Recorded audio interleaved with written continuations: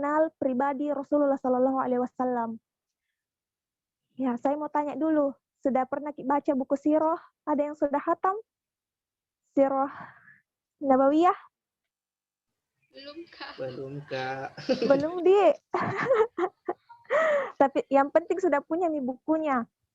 Kalau sudah punya bukunya, ya pasti itu bakalan dibaca meskipun ya dicicil-cicil. Sudah punya bukunya? Takbir kayaknya sudah, Kak, takbir. Ya, takbir sudah. Iya, takbir Allahu Akbar. PDF-nya, Kak. Belum, Kak, belum. Wah. Belum. Iya.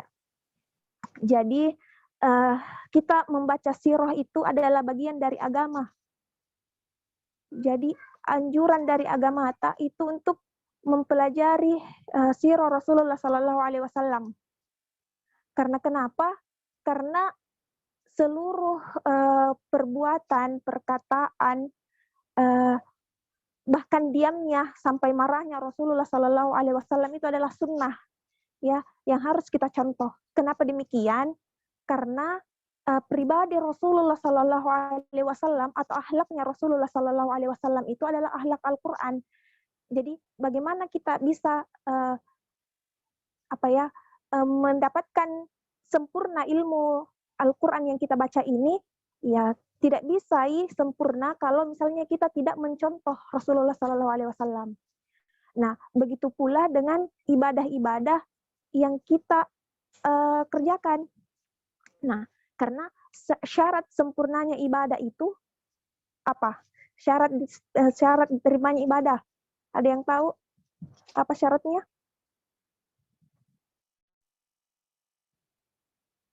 Ya, jadi syaratnya kan 2 ya. Syaratnya itu ikhlas. Kita ikhlas melaksanakan ibadah itu karena Allah Subhanahu wa taala, bukan karena mau dipuji orang, bukan karena untuk mendapatkan hadiah. Biasanya kita dulu waktu puasa ya, kalau misalnya tidak ada kalata, dapat hadiah baju baru begitu dari Mamatta. Nah, bukan seperti itu, tapi harus ikhlas, niatnya itu ikhlas karena Allah Subhanahu wa taala. Kita puasa, kita sholat, dan segala kegiatan lainnya kalau kita niatkan untuk ibadah kepada Allah Subhanahu wa taala, maka ganjarannya adalah pahala. Nah, syarat kedua diterimanya adalah sesuai dengan tuntunan Rasulullah Sallallahu Alaihi Wasallam. Nah, kita melakukan ibadah tapi tidak sesuai dengan apa yang diajarkan oleh Rasulullah Sallallahu Alaihi Wasallam, maka itu pun tidak diterima. Nah, makanya kenapa penting untuk membaca sirah Rasulullah Sallallahu Alaihi Wasallam. Nah, kita sering sekali kita mungkin pernah merasakan fase-fase kita itu mengidolakan seseorang. Ya, namanya saja manusia, kita ini punya potensi dasar untuk mengagumi sesuatu gitu ya. Sifat dasar insan ya, sifat dasarnya manusia. Itu gampang untuk mengidolakan sesuatu. Nah, kita mungkin pernah mengidolakan sosok tokoh yang sehingga kita termotivasi untuk mencontoh seluruh gerak-geriknya, cari tahu info-info gitu tentang dia. Ya, mungkin kita pernah ada di fase seperti itu. Zaman-zaman SMA ya, anak-anak alay. Ya, kita mengidolakan artis sampai dikepoi bagaimana profilnya, bagaimana kesehariannya, seperti itu. Nah, apakah setelah kita hijrah, ya kita sudah mengenal Islam, kita sudah dikasih tahu tentang pentingnya ilmu, apakah kemudian perasaan itu sudah muncul di kita untuk mengkepoi atau mengidolakan atau mencari tahu bagaimana sih kesehariannya Rasulullah SAW, bagaimana wataknya Rasulullah, bagaimana kondisi keluarganya, bagaimana Rasulullah SAW bersikap dalam keseharian, seperti itu. Kalau misalnya sudah punya perasaan seperti itu, ya, atau sudah ada rasa untuk mau mencontoh Rasulullah SAW, maka bersyukurlah kita, alhamdulillah. Jadi kita harus meneladani Rasulullah SAW. Rasulullah SAW adalah orang yang paling sempurna akhlaknya. Kita biasa melihat manusia ya, ketika dia baik, pintar, kemudian mereka pintar, baik, seperti itu, ya kita sangat kagum. Nah, tapi di dunia ini, ya dari mulai Nabi Adam sampai dengan kita sampai sekarang ini, tidak ada yang kita ketahui bahwa ada manusia yang sempurna begitu akhlaknya. ya baik dari keseluruhannya. Nah, kecuali Rasulullah Sallallahu Alaihi Wasallam.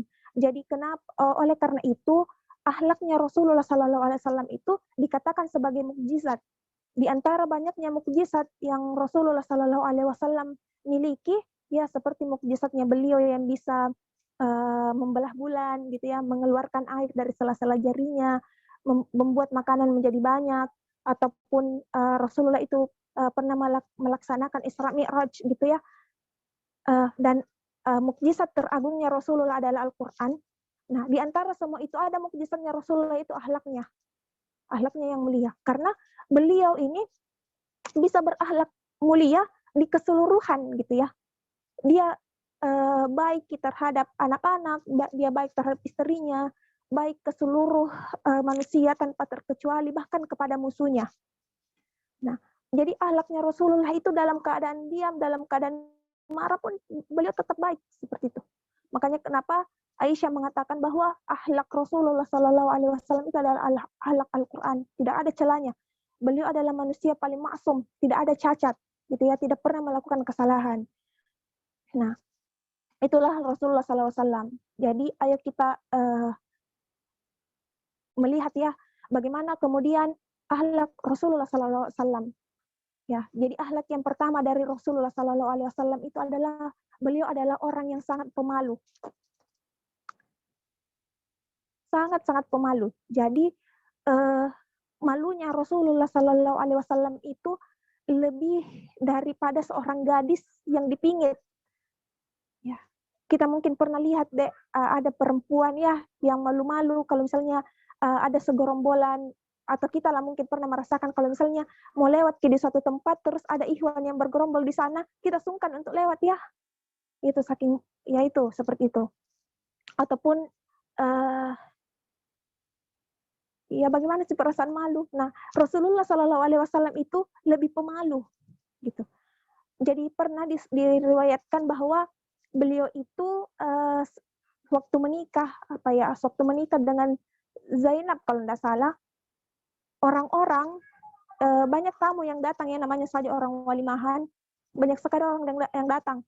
Nah, tapi saking lamanya orang itu bertamu, Rasulullah sungkan, ya saking malunya itu sungkan untuk mengusir ya, untuk bilang bahwa pulang maki dulu karena tidak kelewat ini ya waktu bertamu tak begitu. Tidak, Rasulullah itu malu untuk menyampaikan itu. Akhirnya beliau memberi kode dengan keluar ya mengunjungi istrinya yang lain.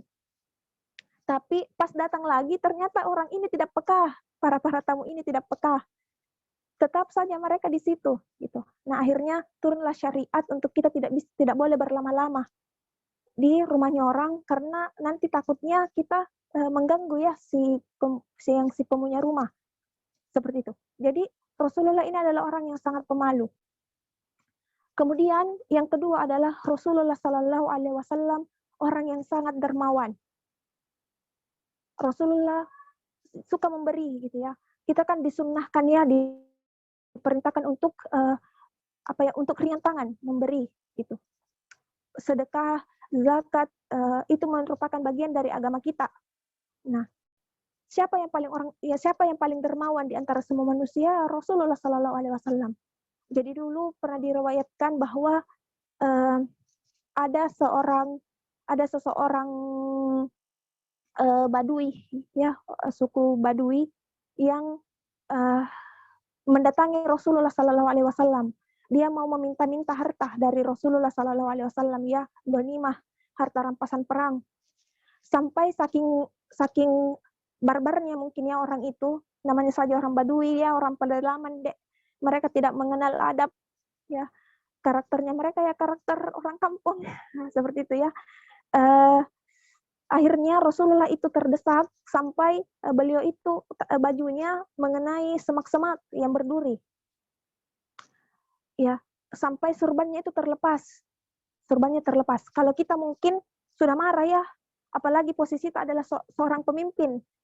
Ya biasanya kalau pemimpin sekarang itu disembah-sembah, terus dihargai, dihormati seperti itu ya, ngomongnya saja ke sopan begitu.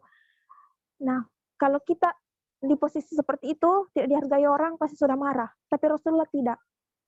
Apalagi orang ini datang dengan barbarnya, Padahal dia yang butuh, dia meminta sesuatu.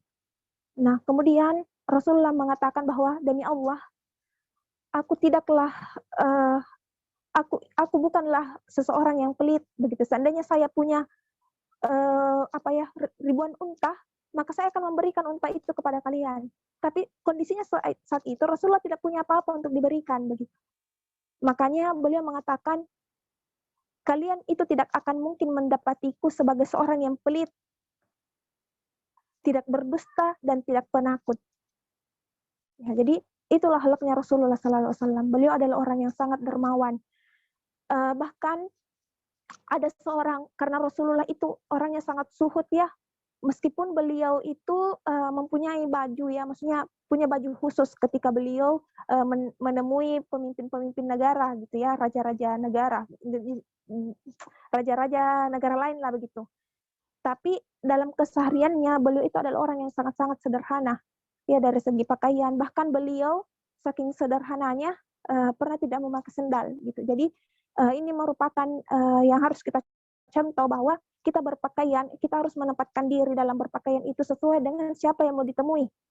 Seperti itu ya. Kalau kita bertemu dengan orang yang sederhana pakaiannya, maka kita pun menyesuaikan seperti itu. Nah, kalau kita bertemu dengan pejabat atau begitu, ya kita juga harus menyesuaikan. Nah, Rasulullah SAW ini orang yang sangat sederhana, ya, cuman punya beberapa lembar pakaian lah. Nah, kemudian karena ada seorang sahabiah, seorang wanita yang kasihan ya melihat pakaiannya Rasulullah SAW, makanya beliau ini sengaja untuk menenun kain, ya pakaian jubah ya bahasanya, jubah untuk Rasulullah SAW pakai. Nah, ketika Rasulullah SAW pakai itu baju, itu pakaian yang dihadiahkan oleh seorang sahabiah ini, ada kemudian seorang sahabat yang melihat dan meminta jubah itu, pakaian itu. Dan Rasulullah tidak mengatakan, tidak, padahal saya lebih butuh. Tidak seperti itu. Beliau langsung mengatakan iya. Gitu ya. Pakaian itu langsung diserahkan kepada sahabat itu. Nah, meskipun seperti ini konteksnya, kita tidak boleh, jadi setelah Rasulullah pergi ya dari situ, dari perkumpulan itu, ada sahabat lain yang bertanya, mengapa kamu meminta kain itu, padahal kamu tahu bahwa Rasulullah itu pasti tidak bakalan pernah menolak, begitu. Dan pasti Rasulullah itu juga sangat butuh. Nah, tapi orang ini mengatakan bahwa saya menginginkan keberkahan ya dari pakaian yang pernah dipakai Rasulullah, apalagi pakaian itu masih ada sisa-sisa keringatnya Rasulullah. Jadi saya mau mendapatkan keberkahan dari pakaiannya Rasulullah SAW. Dan saya menginginkan kain itu akan menjadi kain kafan saya ketika saya meninggal. Nah, itu Masya Allah. Jadi tidak bisa juga disalahkan ya, karena sahabat ini menginginkan keberkahan dari apa yang sudah dipakai oleh Rasulullah SAW. Itu adalah sifat dermawannya Rasulullah. Dan banyak lagi kisah-kisah lainnya ya, seperti Rasulullah memberikan satu lembah unta gitu ya ke orang-orang Badui dan segalanya. Pokoknya beliau adalah orang yang sangat-sangat zuhud. Nah, sifat Rasulullah SAW yang kita kenal baik ini bukan hanya dirasakan oleh para sahabat ya. Kalau kita mungkin punya teman, pasti teman kita nggak bilang, oh orang baik itu. Tapi apakah pernah kita punya musuh, terus musuh kita mengatakan bahwa kita baik? Ya, namanya kita pernah ya mencela orang, tidak suka sama orang. Sifat dasar itu kayaknya deh, bahwa ketika kita tidak suka sama orang, tidak ada baiknya yang kita ingat, pasti jeleknya mami yang teringat. Tapi bagaimana kemudian para musuh Rasulullah SAW itu memandang Rasulullah SAW? Mereka ini jauh sebelum Rasulullah menjadi seorang Rasul, ya diutus oleh Allah Subhanahu Wa Taala untuk menyebarluaskan risalah Islam. Rasulullah dikenal di Mekah itu sebagai Al-Amin, orang yang terpercaya. Jadi ketika Rasulullah SAW sudah mendapatkan syariat agar risalah Islam ini disebarluaskan ke seluruh keluarga terdekatnya, Maka Rasulullah itu mengumpulkan seluruh keluarganya ya di Bukit Safah waktu itu. Kemudian Rasulullah mengatakan, jika saat ini saya mengatakan bahwa di balik bukit itu ada pasukan yang mau menyerang kita, apakah kalian percaya? Terus apa kata mereka? Mereka mengatakan, kami belum pernah menemui engkau sebagai seorang pendusta. Artinya, beliau itu adalah orang yang terpercaya, orang yang amanah, begitu ya. Dikenal memang karakter baiknya dari dulu. Nah, kemudian Rasulullah mengatakan bahwa kalau seperti itu, saya adalah Rasul utusan Allah dan sembahlah Allah Subhanahu wa taala. Apa kata mereka? Mereka langsung mengatakan bahwa apakah karena gara-gara itu kamu mengumpulkan kami ke sini? Aduh, buang-buang waktu sekali kami. Sesungguhnya Muhammad, kamu adalah pendusta. Jadi mereka memutarbalikkan katanya ya. Tadi sudah mengatakan bahwa kamu adalah kami belum pernah melihat kamu berdusta, tapi setelah diajak untuk menyembah Allah, baru dikatai bahwa kamu adalah pendusta. Seperti itu. Jadi dari musuh pun beliau sebelum beliau diutus menjadi Rasul, beliau masih dikenal sebagai orang yang berakhlak mulia. Nah, begitu halnya dengan pemimpin yang lain. Ada kisahnya beliau dengan Heraklius. Ini mungkin silahkan teman-teman, adik-adik cari tahu sendiri bagaimana kemudian Abu Sufyan yang merupakan musuh bebuyutannya Rasulullah menjelaskan kepada Heraklius itu mengenai kepribadian Rasulullah Sallallahu Alaihi Wasallam. Nah, sifat atau kepribadian Rasulullah Sallallahu Alaihi Wasallam bisa juga dilihat bagaimana dia bertingkah laku ya di rumahnya. Karena ada orang itu bahkan diistilahkan oleh salah seorang ustadz yang mengatakan bahwa kenapa itu kalau ada beberapa manusia, jelas di suaraku deh? Jelas juga. Ada beberapa orang itu katanya, kalau kita mau melihat kepribadiannya, maka tanyalah keluarganya. Kalau kita mau mengenal baik seseorang, ya tanya keluarganya gitu. Ataupun kalau misalnya kita mau mengenal baik seseorang, cobalah temani dia dalam perjalanan. Maksudnya ketika kita sudah melakukan perjalanan dengan orang itu, kita pasti bisa mengenal karakternya gitu ya. Nah, jadi orang yang paling mengenal Rasulullah Sallallahu Alaihi Wasallam adalah orang-orang yang ada di rumahnya ya. Tadi sudah dijelaskan bagaimana kemudian Aisyah radhiyallahu anha memberikan komentar terhadap suaminya bahwa Rasulullah itu memiliki kepribadian Al-Qur'an. Rasulullah Sallallahu Alaihi Wasallam adalah orang yang paling takut kepada Allah Subhanahu wa taala. Saking takutnya kepada Allah Subhanahu wa taala, beliau itu beristighfar lebih dari 70 kali. Kita ini bukan siapa-siapa, tidak dijamin surga gitu ya. Rasulullah sudah dijamin surga. Tapi beliau masih takut kepada Allah Subhanahu wa taala dan beristighfar, padahal sudah dicap sebagai orang yang maksum, ya, orang yang terhindar dari kesalahan.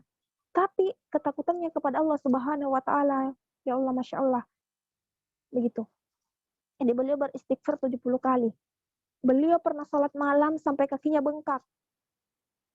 Ketika Aisyah menegur, wahai Rasulullah, bukannya kamu adalah seorang Rasul? Gitu. Kenapa? Maksudnya itu mungkin, kenapa kita siksa sekali dirita? Sampai bengkak-bengkak begitu. Padahal kan engkau adalah seorang Rasul yang sudah dijamin surga oleh Allah Subhanahu wa taala. Terus Rasulullah mengatakan bahwa Aisyah, tidak pantaskah saya menjadi hambanya yang bersyukur?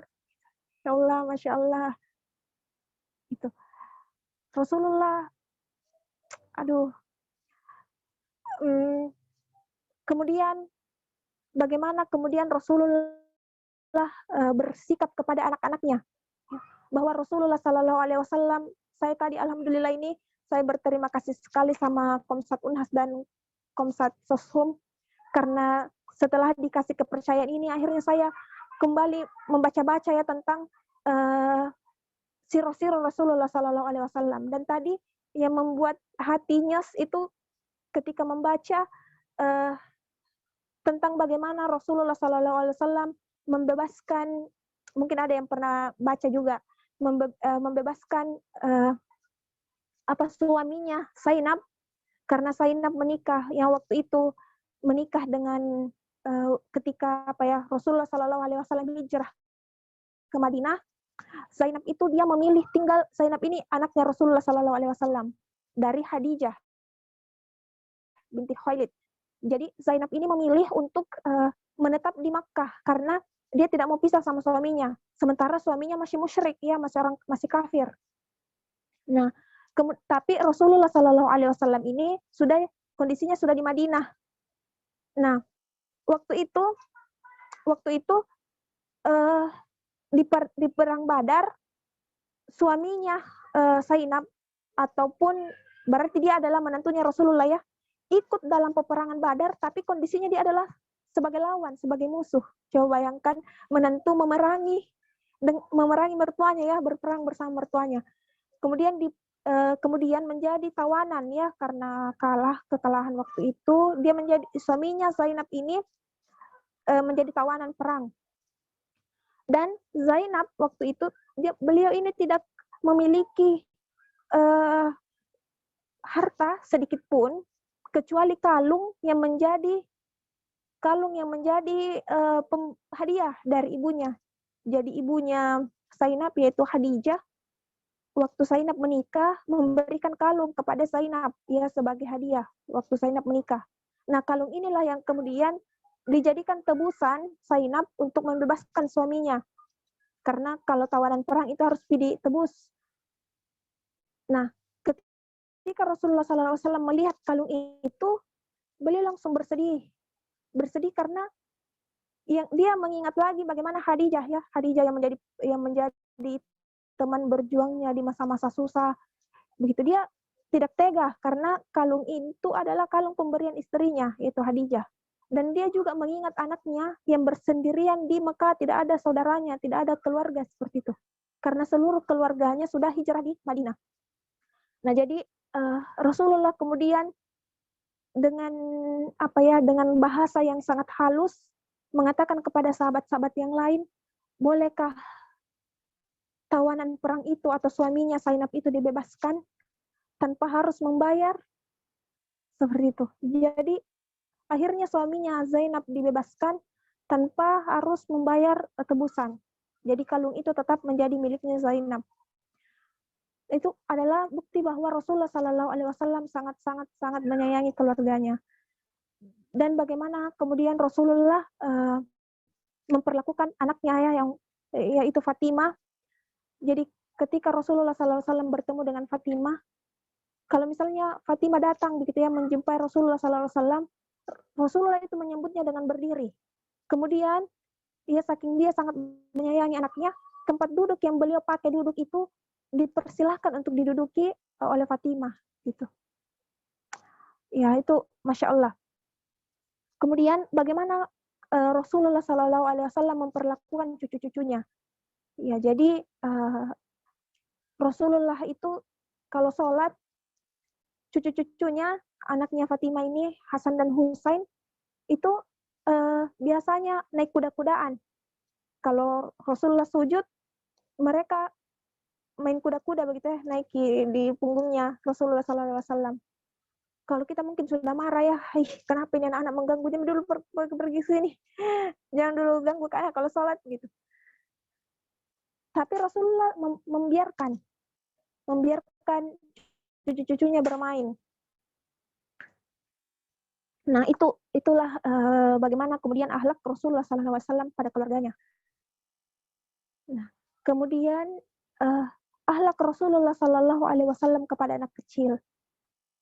Jadi Rasulullah SAW ketika beliau pernah menjadi imam sholat, ya, ketika beliau mengimami sholat jamaah, beliau mendengar biasanya kan Rasulullah memperpanjang bacaan sholatnya, tapi waktu itu dipersingkat karena waktu sahabat bertanya kenapa Rasulullah singkat sekali bacaannya, Rasulullah mengatakan bahwa saya mendengar anak kecil, Rasulullah SAW ini mempercepat sholatnya supaya anak, dan juga Rasulullah SAW sangat-sangat menyayangi anak yatim karena beliau sudah merasakan tidak punya orang tua ya dari kecil. Makanya kenapa kita disunnahkan ketika kita menemui anak yatim, kita harus mengelus kepalanya. Ya, jadi kebiasaan Rasulullah SAW kalau ketemu anak yatim itu dielus kepalanya. Dan Rasulullah mengibaratkan bahwa dia dengan anak yatim itu seperti dua jari yang berdekatan. Seperti itu.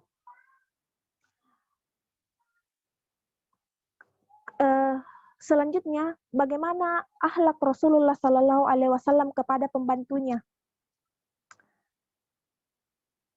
Jadi, pembantu dengan budak beda ya. Kalau pembantu itu dikasih gaji, tapi kalau budak tidak. Kalau budak itu orang yang dibeli harta dan jiwanya mungkin ya kalau budak. Kalau budak itu harta jasanya itu merupakan milik tuannya kalau budak. Tapi kalau pembantu beda. Beda kalau pembantu ya dia dikasih imbalan ya. Nah, Rasulullah SAW memiliki pembantu. Pembantunya ini merupakan sahabat seorang yang menghafalkan hadis kedua terbanyak kalau tidak salah setelah Abu Hurairah. Beliau bernama Anas bin Malik. Anas bin Malik ini ketika beliau kecil, dia diperintahkan, maksudnya ibunya yang bernama seorang sahabiah yang bernama Ummu Sulaim itu menitipkan Anas bin Malik ini kepada Rasulullah SAW sebagai pembantunya Rasulullah SAW. Nah, tujuannya ibunya mulia ya, dia mengharapkan anaknya ini banyak berguru langsung kepada orang mulia Rasulullah SAW, sehingga dia ikhlaskan anaknya untuk menjadi pembantunya Rasulullah SAW. Nah, jadi Anas bin Malik mengatakan bahwa dalam riwayat Bukhari Muslim yang disampaikan langsung oleh Anas bin Malik mengatakan bahwa saya menjadi pembantunya Rasulullah SAW itu selama 10 tahun. Baik dalam perjalanan maupun di rumahnya. Jadi dia adalah pembantunya Rasulullah ini selama 10 tahun. Dia mengikuti perjalanan Rasulullah ya kemana-mana. Ya, perang, ketemu dengan pemimpin-pemimpin kaum. Nah, beliau yang menjadi kayak asistennya Rasulullah SAW selama 10 tahun. Dan selama 10 tahun itu, saya tidak pernah mendengar Rasulullah mengatakan gitu. Ataupun membentak ya, atau jangan mimpi.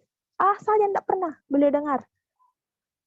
Rasulullah SAW tidak pernah mengatakan, kenapa engkau melakukan ini, kenapa kamu tidak melakukan itu gitu. Rasulullah SAW berbuat baik kepada pembantunya, tidak pernah kasar. Nah, dan juga bagaimana kemudian karakternya Rasulullah SAW terhadap budak. Jadi Rasulullah SAW itu beliau mempunyai budak, ya mantan budak yang merupakan Yahudi. Kita kenal ya karakternya orang Yahudi. Yahudi itu pembangkang, ngototan, dan juga fanatik, ya.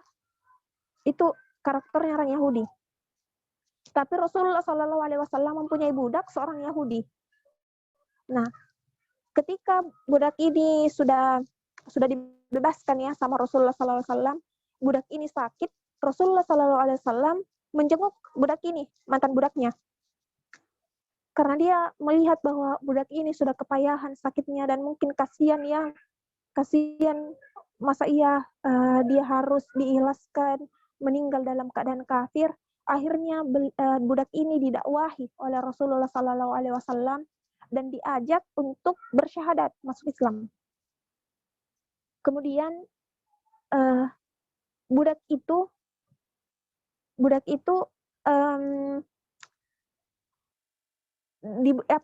di rumah budak itu ada bapaknya ya, budak ini. Budak itu tidak enak sama bapaknya, akhirnya dia meminta izin kepada bapaknya. Dan bapaknya budak ini yang orang Yahudi kental ya, namanya saja kita tahu ya Yahudi bagaimana. dia mengatakan bahwa ikutilah apa yang diserukan oleh Abul Qasim. Jadi mereka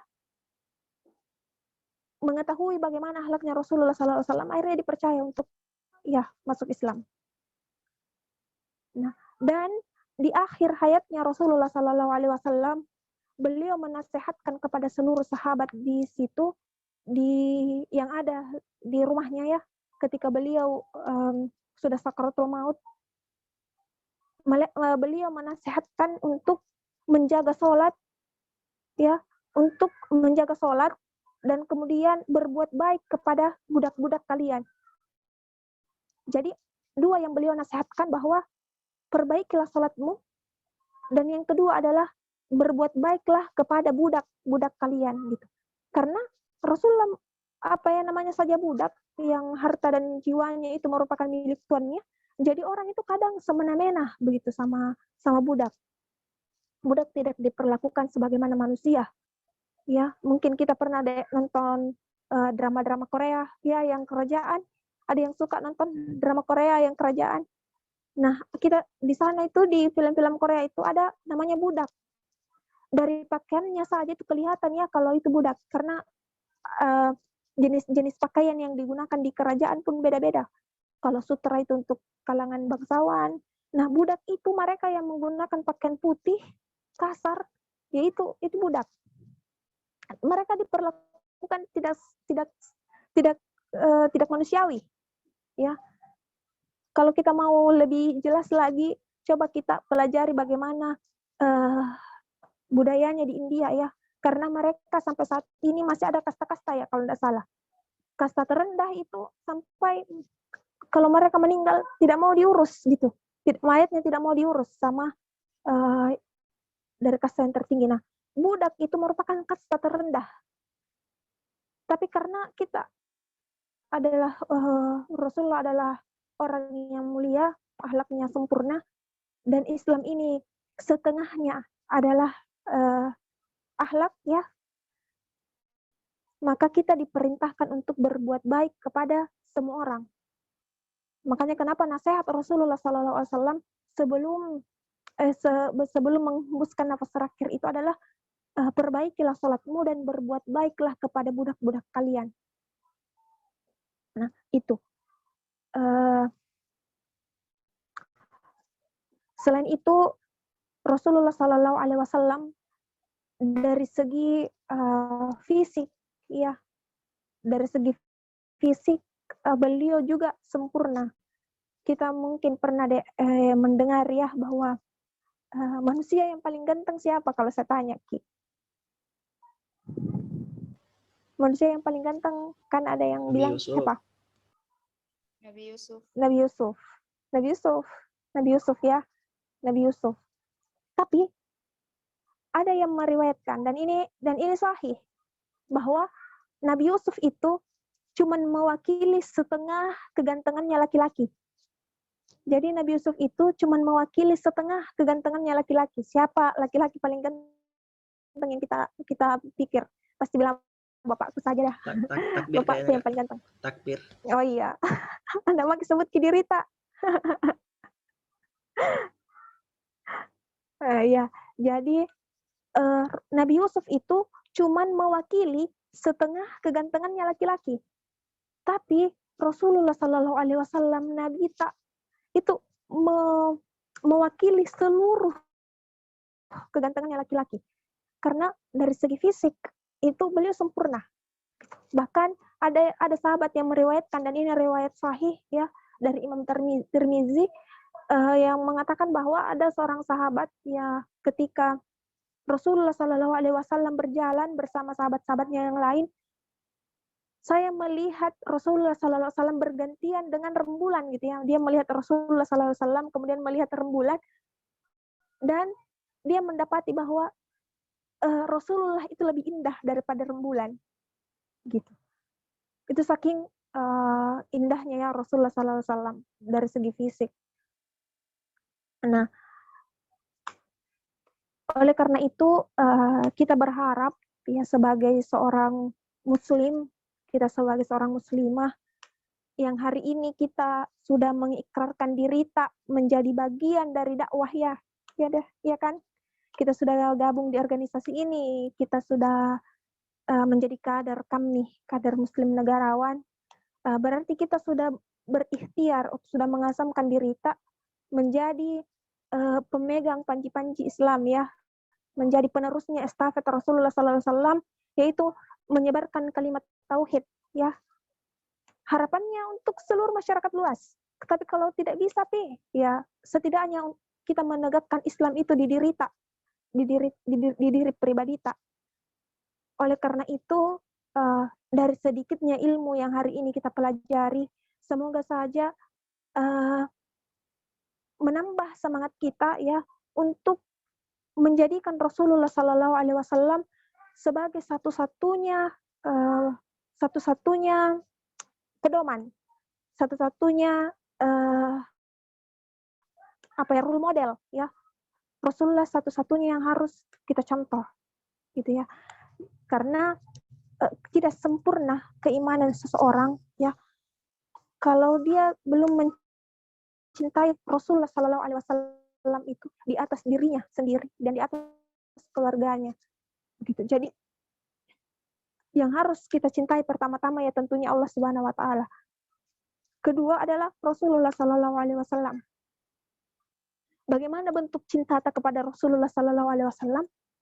Kita harus teladani sifat-sifat beliau. Kita harus ikuti seluruh sunnah-sunnah beliau. Ya, jangan sampai ya ketika di luar sana kita mendapati ada seseorang, ada segolongan orang yang mencela Rasulullah SAW, mencela jenggotnya ya, mencela jenggot padahal tahu sendiri kalau jenggot itu adalah sunnah Rasulullah SAW. Kita melihat bahwa ada orang yang mencela celana orang-orang yang menggunakan celana cingkrang, bilangi, dari mana Ki? Kenapa pakai celana kayak orang kebanjiran? Nah itu jangan sampai ya kita itu menjadi pendukung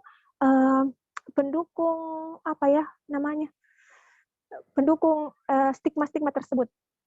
Jadi kita harus berupaya untuk meneladani beliau, begitu ya, menjalankan sunnah beliau. Jadi kalau sunnah Rasulullah kalau misalnya tidak bisa dilaksanakan seluruhnya, maka kita tidak boleh meninggalkan itu. Maksudnya tidak boleh ditinggalkan sepenuhnya. Ya, yang bisa dilaksanakan, diikuti. Jangan menganggap bahwa sunnah jangan bidah saya. Banyak di sunnahnya yang lain gitu. Tapi kalau kita bisa sanggup untuk menjalankan sunnah itu, kenapa tidak? Nah, apalagi kita mengetahui bahwa akhlak itu adalah setengah dari agama tak. Ya, dan contohnya ini contoh yang paling realnya sudah ada. Kita coba cari tahu referensi dari seluruh nabi ya, 25 nabi. 25 nabi yang sering kita dengar ya, karena nabi banyak, rasul juga banyak, tapi 25 yang pernah kita dengar ya. Maksudnya jelas begitu. Ada tidak dari mereka itu yang sirohnya selengkap Rasulullah Sallallahu Alaihi Wasallam? Ya, Rasulullah itu sirohnya dari sebelum kelahirannya sampai beliau mati itu lengkap. Siapa neneknya, siapa kakeknya, ya, seterusnya dari kecil kemudian remaja sampai beliau meninggal itu lengkap. Coba kita cari nabi-nabi yang lain, ada tidak yang mempunyai sirah selengkap Rasulullah Sallallahu Alaihi Wasallam? Tidak. Rasulullah Sallallahu Alaihi Wasallam dari beliau belum ada di dunia ini, belum lahir, itu kisahnya itu sudah memberi hikmah kepada kita. Ya, bagaimana kemudian nama Muhammad itu ada? Ya, kenapa kemudian kakeknya memberikan nama Muhammad? Itu coba kita kembali buka sirah tak. Kenapa kemudian Jazirah Arab itu dijadikan di antara banyaknya di antara banyaknya wilayah, di antara banyaknya negeri gitu. Kenapa kemudian Jazirah Arab itu dipilih Allah Subhanahu Wa Taala sebagai tempat turunnya risalah Islam gitu ya. Kenapa kemudian seperti itu? Nah, itu semua ada hikmahnya. Ada di buku Sirah Nabawiyah yang warna hijau itu siapa ya? Siapa pengarangnya itu ya yang warna hijau? Saya tidak ada, saya tidak punya. Jadi di kami itu kan ada 2 sirah yang diwajibkan. Yang pertama itu karangannya Syekh Syafur Rahman kalau tidak salah. Yang pertama. Yang kedua itu ada lagi yang warna hijau. Mungkin sekarang sudah berubah nih bentuknya. Jadi yang sirah yang kedua itu setiap kisah ada ibrahnya. Jadi setiap ada dijelaskan kisah itu di bawahnya ada ibrahnya, apa hikmahnya, seperti itu. Itu diwajibkan menjadi buku mantubata. Dulu waktu saya AB1, kalau tidak salah itu diwajibkan punya. Nah, itulah Rasulullah SAW. Ya, beliau itu memiliki kepribadian yang sangat mulia. Jadi semoga karena mumpung ini Ramadan ya, pahala dilipat gandakan, mungkin daripada supaya menjadi aktivitas di sela-sela kita membaca Al-Quran, mungkin bisa kembali kita buka-buka buku sirah ya, kita kepoin Rasulullah SAW. Ya setidaknya kenal dulu lah bagaimana kepribadiannya beliau. Ya sedikit-sedikit pelajari sunnahnya. Ya apalagi di bulan Ramadan ini ya banyak sekali keutamaan yang bisa kita raih gitu. Jadi ya mumpung masih ada kesempatan, belum setengah Ramadan ini ya, masih banyak, masih panjang. Sudah lewat nih Pak Deng, karena hari ini 18. Sudah lewat ya. Ya masih adalah kesempatan. Mumpung libur juga. Nah, itu saja mungkin, Dek. Selebihnya mungkin saya serahkan kepada moderator apakah kita bisa tanya jawab ataupun bisa sharing-sharing ilmu, terserah saja.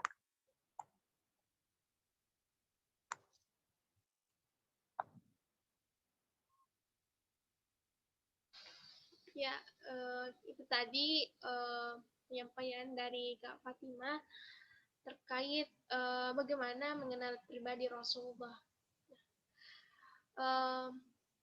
Mungkin dari teman-teman ada yang mau ditanyakan atau bisa sharing, kami juga persilahkan. Mumpung Kak Fatimahnya masih ada di sini. Ayo, yang masih kurang jelas silahkan ditanyakan.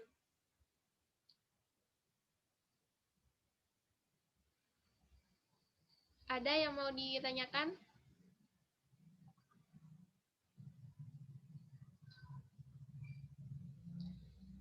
Iya, memang kalau bahas ini terkait sirah itu sebenarnya tidak cukup 1 hari untuk kita keluar Ki.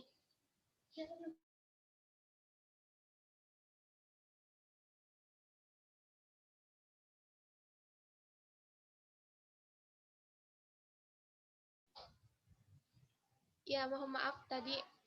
Ya, jika kita membahas terkait pribadi Rasulullah itu tidak cukup 1 hari untuk kita membahasnya, namun menjadi ini salah satu ikhtiar kita untuk kembali membuka sirah, kembali kemudian kita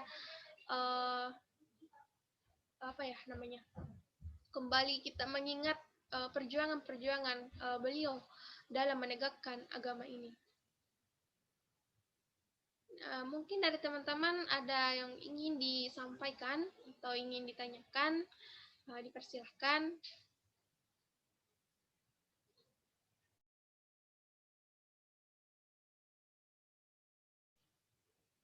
Ada? Dari takbir, bagaimana? Aman?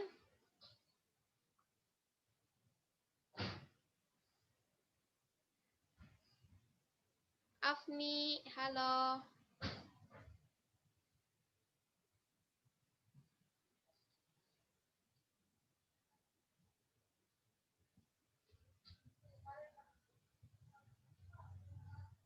Aman, Kak. Ya, ada yang ingin ditanyakan? Aman, Di?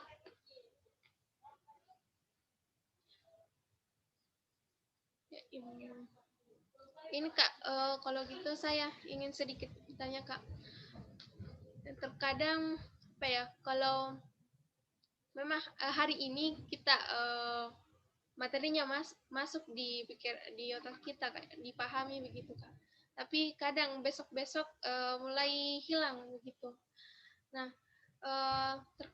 terkhusus dari pembahasan ini, bagaimana bisa pembahasan ini mengenal pribadi Rasulullah ini sebenarnya bukan cukup satu hari saja kita pelajari seperti itu. Akan tetapi terkadang kita juga terluput untuk bagaimana terkait sejarah dari Rasulullah ini terkadang kita abaikan seperti itu. Nah, bagaimana Kak lebih meningkatkan keinginan tahuan atau kecintaan lebih kita kepada bagaimana kembali bisa mengenal pribadi Rasulullah ini? Karena sejujurnya mengenal pribadi Rasulullah ini salah satu hal yang menjadi kewajiban kita sebagai seorang muslim maupun muslimah, sehingga dalam menjalani kehidupan juga bisa lebih baik seperti itu Kak. Mungkin ada tips-tipsnya gitu. Ya Kak, silahkan.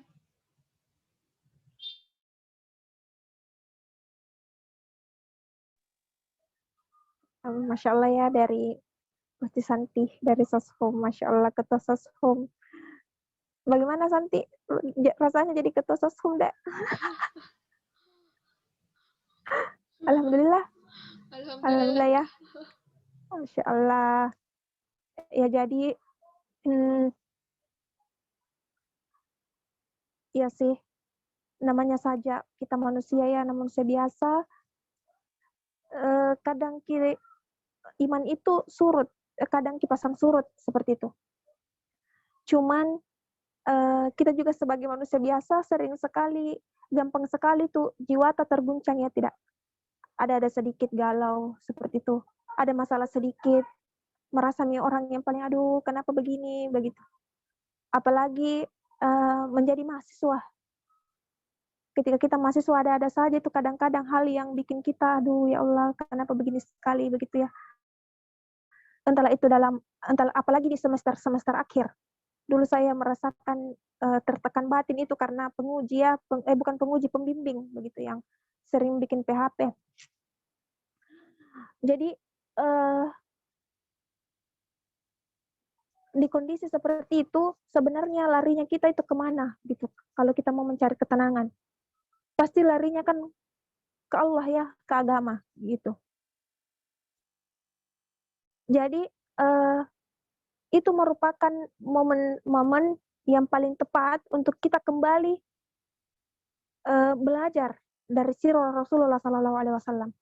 Karena kalau kita melihat di antara banyaknya manusia ya, Rasulullah SAW ini yang paling komplit gitu loh masalahnya. Beban hidup beliau itu seandainya mungkin mau mau dikeluhkan, beliau beliau manusia yang harus paling banyak mengeluhnya. Ya tidak. Ya, ketika Rasulullah SAW bayi, ayahnya meninggal.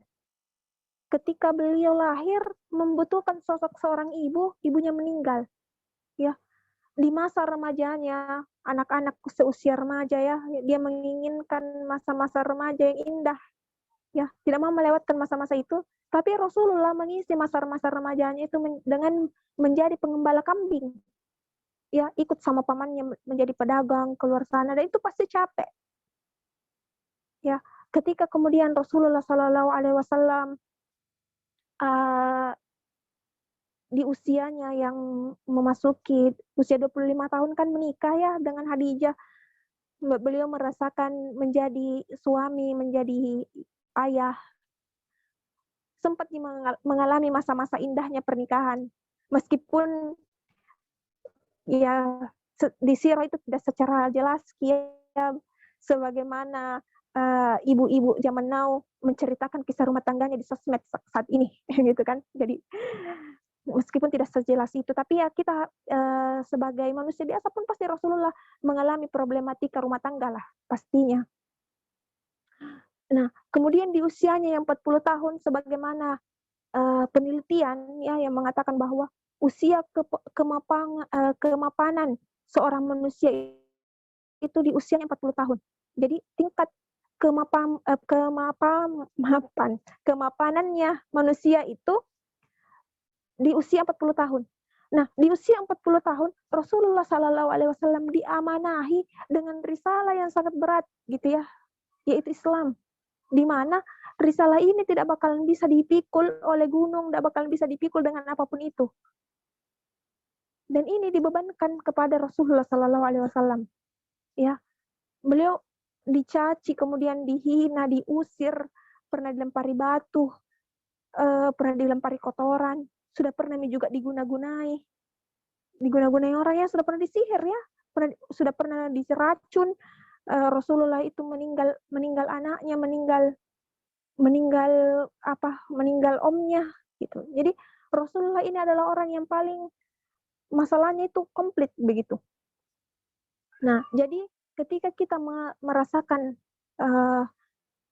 titik terendah kehidupan, kita merasa bahwa kita berada di titik terendah kehidupan dengan banyaknya problematika yang kita rasakan di perkuliahan, di keluarga, dimanapun itu, ya itulah saat-saat yang paling pas untuk kita kembali kepada sirah Rasulullah Sallallahu Alaihi Wasallam. Bagaimana kemudian Rasulullah Sallallahu Alaihi Wasallam bersabar dalam mengatasi segala masalah hidupnya, seperti itu. Dan juga mungkin ya bagi orang-orang yang belum pernah menghatamkan satu buku sirah itu, ya bisa menghatamkan dulu deh untuk selesaikan dulu bacaan tak gitu. Jadi ketika kita di luar sana mempunyai masalah, ya kita kembalinya ke Rasulullah Sallallahu Alaihi Wasallam, seperti itu. Nah, jadi selain itu saya juga mau menambahkan tadi ada materi yang sempat terlewat ya tentang bagaimana kemudian akhlaknya Rasulullah Sallallahu Alaihi Wasallam terhadap makanan. Ya. Jadi sekarang itu kan lagi marak ya orang review-review makanan, apalagi di saat-saat pandemi ini banyak orang yang tiba-tiba menjadi koki gitu. Apalagi ya di YouTube banyak sekali pokoknya review-review makanan. Pokoknya makanan itu mengundang ke viewers yang banyak lah. Nah, ternyata Rasulullah Sallallahu Alaihi Wasallam akhlaknya terhadap makanan itu begitu mulia ya. Beliau Sallallahu Alaihi Wasallam tidak pernah mencela makanan. Jadi kalau mencela makanan ya, tidak pernah mencela makanan. Bahkan ketika beliau tidak suka pada suatu makanan, beliau tidak memakan gitu. Karena kita diperintahkan untuk tidak sekali-kali mencela makanan. Nah, yang kedua, akhlaknya Rasulullah terhadap makanan, beliau tidak pernah mengomentari suatu makanan. Ya, mengomentari asinnya, manisnya, kayaknya belum dimasak ini. Nah, beliau tidak pernah seperti itu. Karena mengomentari makanan itu yang pertama adalah kita bisa membuat hatinya orang yang bersusah payah menyediakan makanan ini tersakiti ya. Kita seolah-olah tidak menghargai begitu usahanya orang menyediakan makanan yang tersaji di depan tak. Nah, ada juga orang yang celah-celah makanan tapi habis panji. Tidak ada yang pernah mungkin seperti itu ya. Nah, jadi pernah di suatu hari Rasulullah Shallallahu Alaihi Wasallam bersama Khalid bin Walid itu disuguhi makanan apa ya istilahnya ya, pokoknya dia itu dari daging kadal padang pasir ya, pokoknya dari daging kadalnya padang pasir. Kemudian Rasulullah Shallallahu Alaihi Wasallam sewaktu mengetahui bahwa ini adalah daging kadal, beliau tidak memakan, tidak mau makan itu daging. Sementara Khalid bin Walid itu lahap memakan daging itu ya, memakan makanan itu. Kemudian Khalid bin Walid bertanya, apakah daging kadal ini haram? haram untuk dimakan, Rasulullah Shallallahu Alaihi Wasallam mengatakan bahwa tidak. Terus kenapa Rasulullah tidak makan? Beliau hanya mengatakan alasan bahwa makanan ini tidak biasa di kampungku. Tidak Nabi bilang tidak kusuka karena tidak enak, tidak ini, tidak itu, tidak. Beliau tidak mengatakan seperti itu.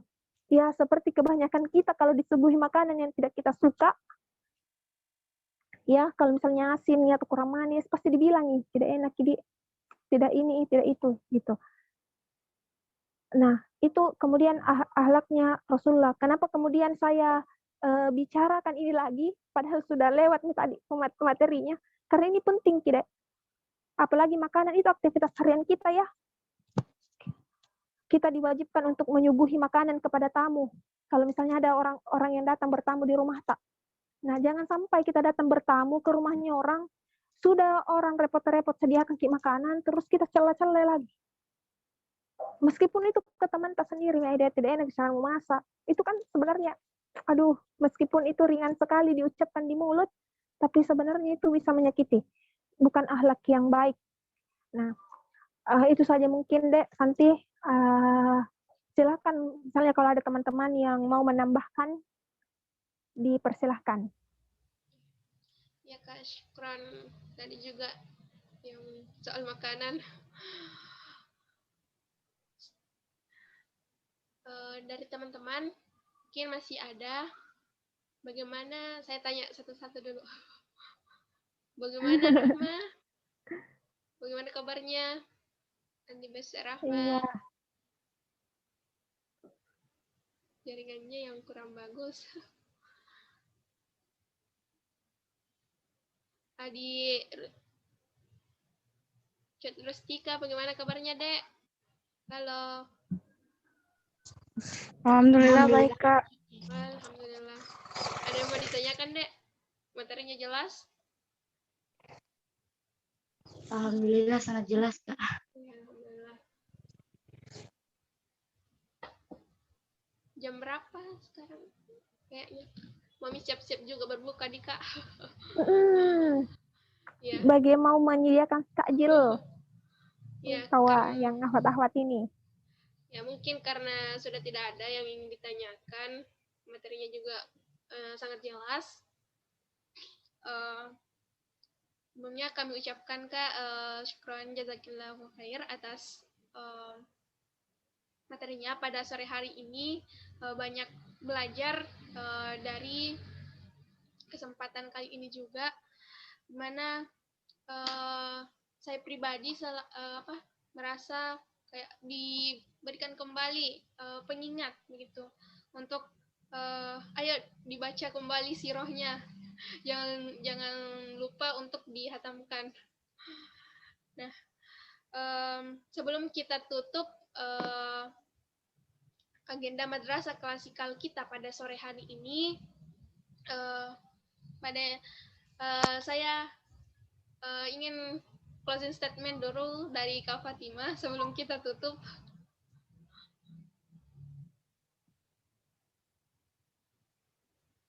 Iya. Kedengaran ya? Iya Kak, kedengaran.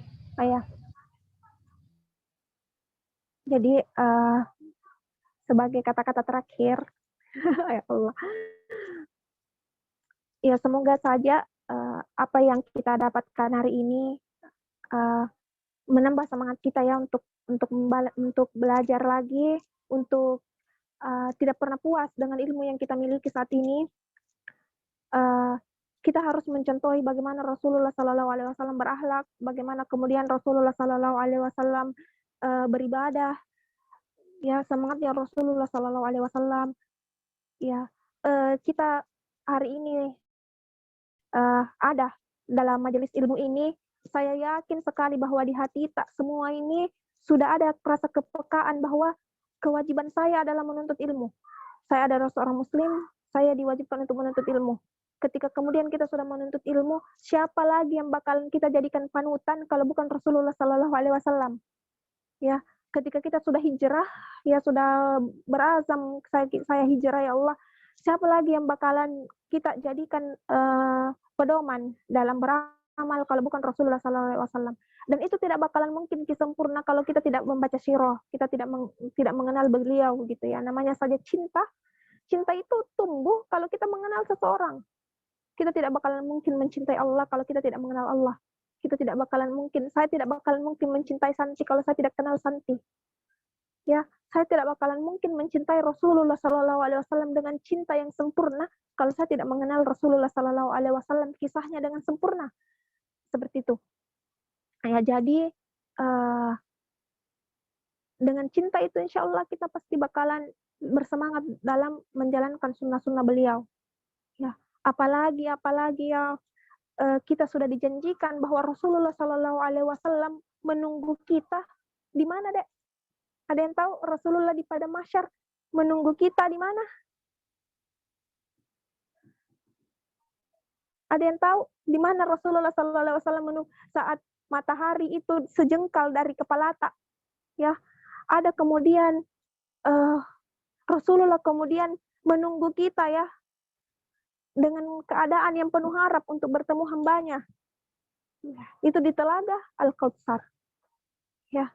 Jangan sampai ya kita hari ini mengikrarkan bahwa ya Allah saya ini umatnya Rasulullah SAW, mengidam-idamkan bertemu Rasulullah, mendapatkan syafaatnya di telaga Al-Kautsar itu saat kita kehausan penuh ya matahari itu sejengkal dari kepala tak, kita lari-lari kiri kanan mencari pertolongan gitu ya, kita datang menemui Nabi Adam sampai seterusnya nabi-nabi yang lain. Tapi tidak ada yang bisa menolong kita. Satu-satunya yang bisa menolong, satu-satunya yang bisa memberikan syafaat ke kita itu adalah Rasulullah SAW.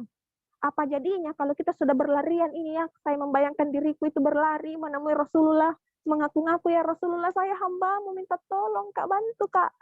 Tapi Rasulullah mengatakan tidak ada dalam dirimu itu ciri-ciri kamu adalah umatku. Gitu. Tidak ada dalam diri kita ini ciri-ciri umatnya. Karena kenapa? Tidak ada sunnahku kamu tidak mencintai sunnahku. Kamu tidak mengenal diriku. Apakah, dilogikakan saja, apakah misalnya apakah kita bisa total membantu seseorang kalau orang itu tidak hargai Ki? Tidak cintai Ki? Tidak mungkin kan?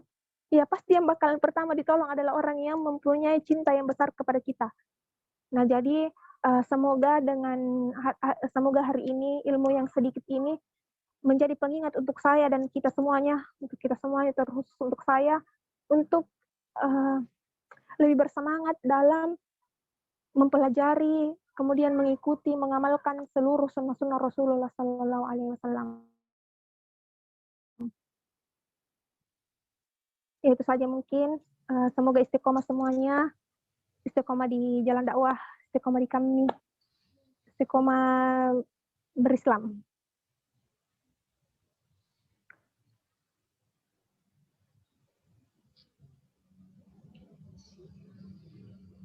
Iya, masih ada Kak? Cukup? Cukup.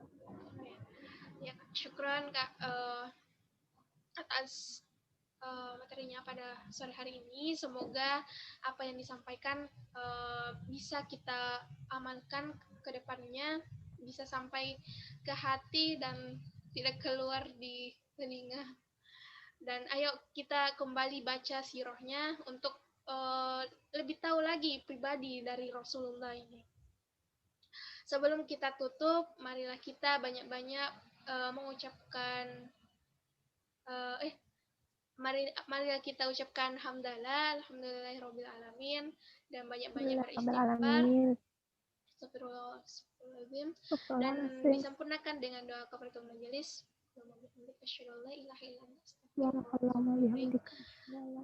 Saya akhiri dengan ucapan Assalamualaikum warahmatullahi wabarakatuh. Waalaikumsalam warahmatullahi wabarakatuh. Syukran semua. Syukran Kak Fatimah. Alhamdulillah, Masya Allah. Semoga bisa ketemu nih lagi Lia. Ada Lia Kak. Amin. Iya, aduh. Oh, di kosannya Kak. Oh, Kak dibolehkan jadi Kak pulang kampung ini. Iya Aduh, Kak. bagaimana Kak saya pulang kampung? Ayo Mi pulang Kak. Bisa Ji, kalau takalar Kak. Bisa Jita Kaler di. Oh iya. Mana Mran? Perasaan tadi ada. Lagi izin nih Kak, ada tadi mau nak kerja lagi. Izin kita adik. Lupa. Oh begitu, Masya Allah. Jadi Lia masih di kaderisasi? Enggak Mika. Di mana Ji? Kamda? MP sekarang Kak. Oh, Masya Allah. Aduh, semangat Kinade. Apalagi Iya, sekarang yang sudah menyusun script suite. Semoga dimudahkan. Amin. Ya Allah, insya Allah. Ya Allah. Ya syukron Kak. Iya. Iya, Dek. Boleh Syukron yang juga. bisa keluar, mana tahu ada lagi agendanya, kita agendanya buka puasa. Siap-siap. Iya. Zaizina, ada Ya, agenda. Kak. Ada agenda lagi, Sim. Kan ada. Live Syukron duluan. Kak, sampai ketemu Ya, lagi. Syukron semuanya. Iya. Iya.